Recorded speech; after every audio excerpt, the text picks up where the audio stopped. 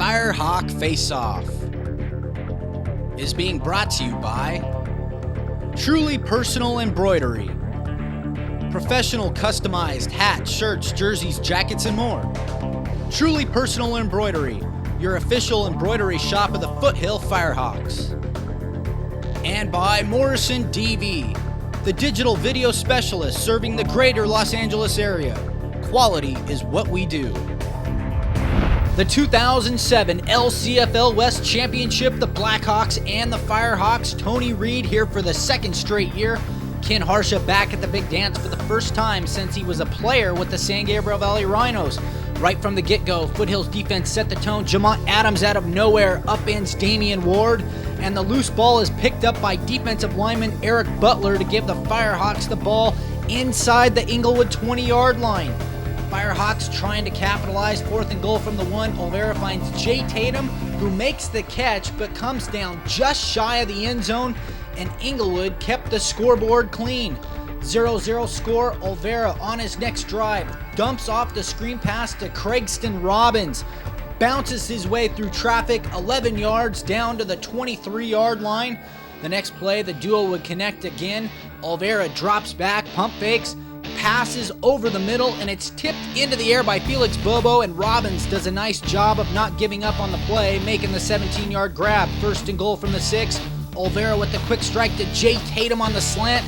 He pulls it in for the first touchdown of the day, and the Redbirds win up 7-0.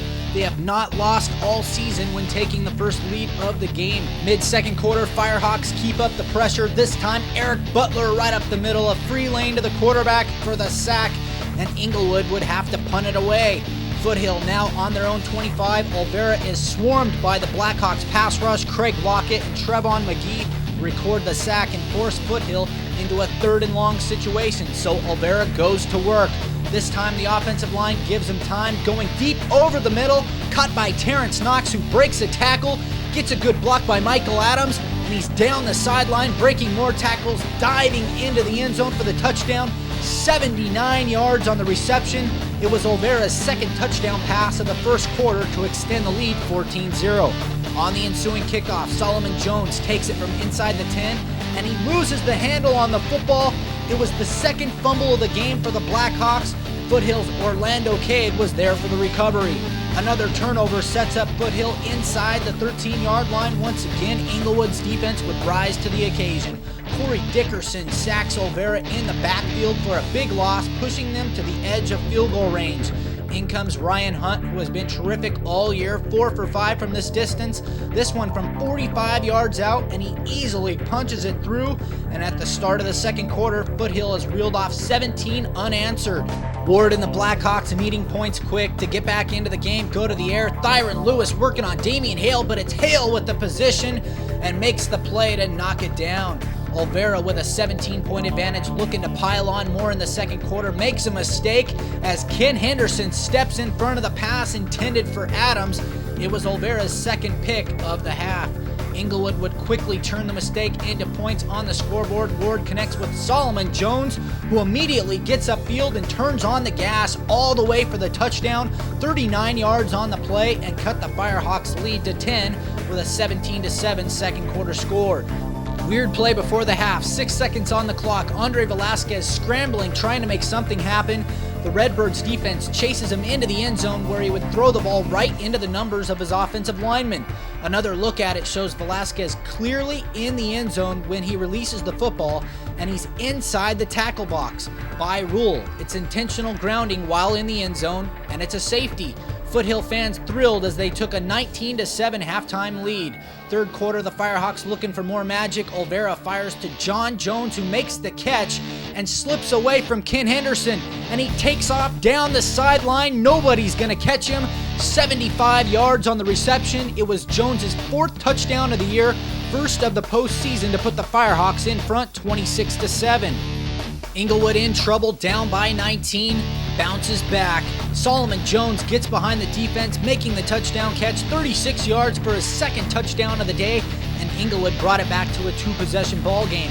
On the kickoff, Jamont Adams picks up the football, is hit and loses it. Rodney Connor scoops it up and runs it in for the touchdown. but the Blackhawks were offsides and it's all called back. Foothill dodges a big bullet. Deep into the third quarter, the game turned into a defensive battle. Olvera is sacked by Trevon McGee and Craig Lockett for the second time in the game.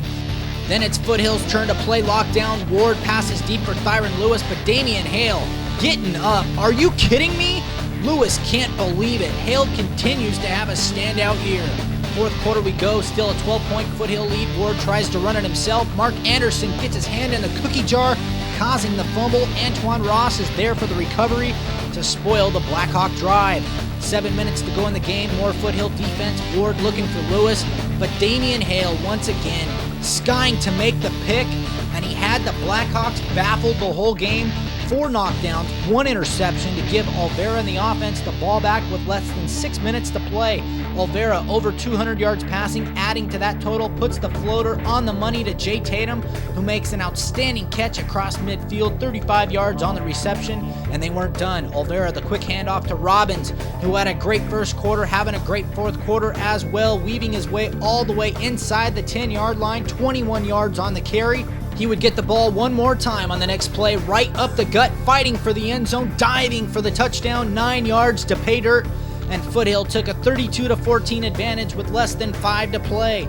The Firehawks would go on to win their first ever LCFL West title, undefeated at 13-0, 15-0 overall, a big reason to dance in November as head coach Ken Harsha hoists the championship trophy in just his second year as the Firehawks win the Battle of the Birds 32-14. Olvera 3 touchdown passes, Tatum 64 yards receiving, Robbins 51 yards on the ground. The Firehawks are now 2-0 all-time against the Blackhawks. This one good for the LCFL West crown. I just can't describe the feeling. It's surreal to me. Doing it with the Rhinos as a player, I felt like a player and I had a role and everything.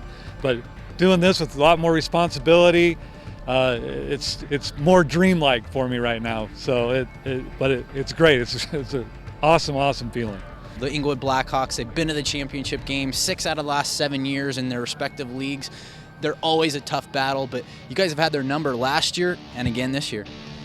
Yeah, they come play tough, and we do know them, but you know, when you get the emotions and you get the juices going, no matter X's and O's, you can do them all day long, but it's a matter of reaching down and playing your best football game to beat those guys. It's all worth it. Every ounce, every drop of sweat, everything was well worth it. On the offensive side of the ball, Sergio Olvera and Craigston Robbins. And Sergio, you were in this game last year, but on the flip side, you were a California Raider quarterback, and you played this team, and didn't go exactly the way you planned it last year. But this year?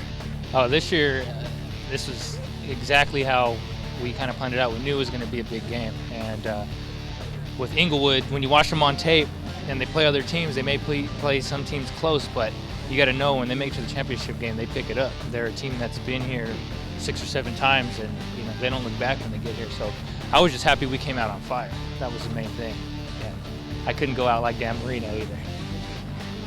You guys jumped out to a 17-0 lead, and then they slowly crept back into it. What was the mood of the offense? Well, you know what? We came out on fire. We had a lot of adrenaline going. And we try to slow the ball down. We try to run it, just establish some things against the Blackhawks. And we had some miscues on offense. They threw a couple of interceptions, made a bad read, and you know we had someone run the wrong route. I shouldn't have thrown it, but you know what? We bounced back in the second half, and we've been playing a lot of good football in the second half. And I'm just glad that we were able to tone it down and come out with the win. One of the guys on the offensive end that helped you out on the ground and through the air, making some catches tonight, Craigston Robbins, some swing passes, some screens, and some runs up the middle, especially the last one to ice it. Yeah, I've been waiting all year to get my opportunity, you know, never complain, you know what I'm saying, and then every time I'm called upon, you know, just do what I do, you know, just make some plays, you know what I'm saying. That last play, you got the ball on the run, and you seemed like you were just fighting to the end zone. Tell me about that play going through from start to finish. Yeah, it was a 32 dive, you know what I'm saying? Simple play, and then the center just pancaked the middle backer, and I just read it, went off his block, and it wasn't no stopping me. I was hungry, you know what I'm saying? I'm trying to get in that end zone. Craigston Robbins, 1 touchdown tonight. On the defensive end, Damian Hale and Clifford Jefferson, and 2 of the DBs that have been phenomenal all year long. And Damian, they went your way early in the game. You had 2 nice knockdowns, and they seem to not go back to you until the end of the game. Yeah, I mean, like, my whole goal this year is that I was just going to shut down receivers. I mean, just like Cliff feed off me, I feed off him. I mean, when I see him do something good, I got to do something good. I mean, today was just for the team. I mean, this is something I've been wanting. I haven't had this not once in my life, so just to have it feels good, you know. I mean, just another day with the Firehawks, 1 more week. I mean, taking it for 1 week at a time. That's what we do. Talk about that interception you had, because they were going for, I mean, that would have brought them back within a 1-possession ball game late in the 4th quarter, and they had a height advantage over you, but it seems like everybody has had a height advantage over you all year, but that does not matter. Yeah, it's not about the size. I mean, like I always tell everybody, I mean, I'm short, but I have a real big vertical. So, I mean, my vertical take me over and let me do things that I'm not upon or wondering that I can't do. So, you know, I'm just glad that God gave me the talent that I do have and be able to play with the guys that I play with today. Thanks, Damian. Cliff, you were with the Rhinos when you won the championship as a DB playing with that squad. How does it feel tonight? It feels great. That actual year, I ended up hurting my ankle, so it was kind of a downfall. And I feel what like some of the players that were hurt this year are feeling. But come out and actually play in the championship and win it, it feels great. So I'm trying to sign me up for a pinky ring this year, or something like that. So something good. But yeah, it feels good. It feels great. Running out of fingers to put rings on? Well, I only got 2. Well, I lost my couple from Notre Dame. Don't let nobody hear that, but, but I lost those, so I'm trying to fill them back up. Cliff, while they were going to Damian's side, they didn't go to your side much in this game. Obviously, the Blackhawks know a lot about you because you played against them quite a bit in the past 4 or 5 seasons. Why did they not go to your side? I'm pretty much I'm used to playing the guys, and Tony Reed, he pretty much knows me. And a couple of games, I guess, previous years, I picked them off and hurt them, or say punt returns, I hurt them, kickoff returns, I hurt them. So they kind of tend to stay away from me, which is a good thing. Which is a good thing for Damon, because I lead the league in interceptions, and he's, I think, right behind me. So, you know, you got the D-line, the linebackers, everybody doing their job, and then I got to step up and do my job. So lockdown is the key. Lockdown. Now, as a veteran on this team, you've been around the league, won a couple championships now. This was the one you guys wanted to win, the LCFL West Championship, but we all know that it's not over. It all starts all over again, correct? Yeah, well, it actually starts. You know, we got our main guy coming back. We got players all hyped up for it. You know, we had guys step up today that really didn't get to play all year, and now it's time to. It's a whole new year. We're basically 0-0, and we're just going to the next game. Whoever we play for the Southern California Championship, we're going to try to take them out, and whoever else, and we're going to do our thing. We're going to do what we did all year and just try to do our best. The Firehawks will face the San Diego Thunder, the winners of the SWFL League, for the Southern California Championship. Kickoff is at 6 p.m. at Citrus College. Firehawk Face-Off was brought to you by Truly Personal Embroidery. Professional customized hats, shirts, jerseys, jackets, and more. Truly Personal Embroidery, your official embroidery shop of the Foothill Firehawks. And by Morrison DV, the digital video specialist serving the greater Los Angeles area. Quality is what we do.